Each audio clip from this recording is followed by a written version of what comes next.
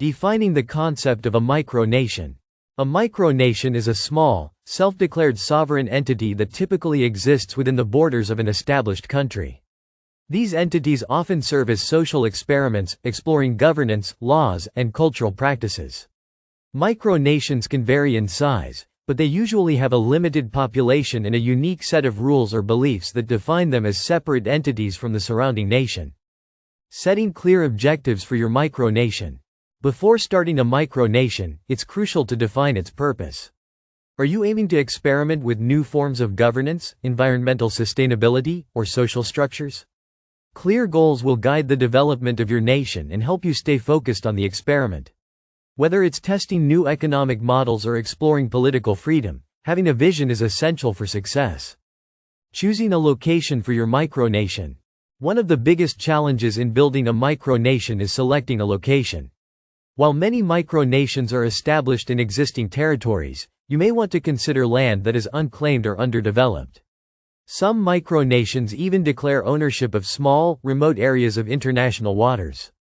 Keep in mind, legal considerations regarding land ownership and sovereignty will be a critical factor in this stage. Creating a legal framework for governance.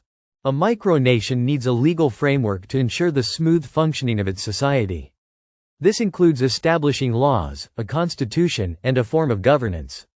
Some micronations adopt direct democracy, while others may opt for a monarchy, republic, or other systems. Legal structures should be aligned with the goals of your social experiment and reflect the values you want to explore. Establishing citizenship and membership rules. For a micronation to grow, it needs citizens. Decide how individuals can become members of your micronation. Will it be open to anyone who shares your values, or will you require specific criteria? Establishing clear rules for citizenship and membership will help build a sense of community and ensure that all members are aligned with the nation's goals. Building infrastructure for a functional society. Even a micronation needs infrastructure to support its citizens. This could include basic amenities such as housing, transportation, and water supply, depending on the scale of your project. You'll also need to consider digital infrastructure for communication, a website for your nation, and possibly even a currency system. The infrastructure should reflect the experiment's focus, whether that's minimalism or innovation. Developing an economic system for sustainability. The economic model of your micronation is vital to its long-term success. Will you use an existing currency, or will you create your own? Will the economy be based on trade, labor, or another system? It's important to design an economic model that aligns with the values of your experiment. For example, you may explore alternative forms of wealth distribution or communal resource management. Building a community through culture and identity. A strong sense of identity is crucial in any nation, and a micronation is no exception.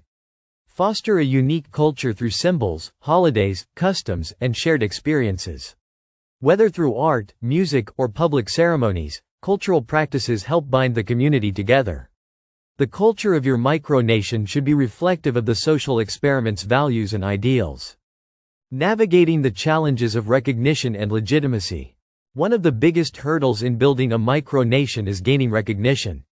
Since micronations typically exist within established countries, achieving international recognition is highly unlikely. However, the legitimacy of your micronation doesn't necessarily rely on recognition by other governments. Focus on creating a sustainable and functional society within the micronation, even if it remains unrecognized by larger nations. Reflecting on the impact and lessons learned. Once your micronation is up and running, it's important to evaluate the outcomes of the social experiment. Has the governance system worked as intended? What lessons have you learned about community building, sustainability, or human behavior? Documenting these findings can provide valuable insights into the potential for alternative forms of governance and social structures in the real world.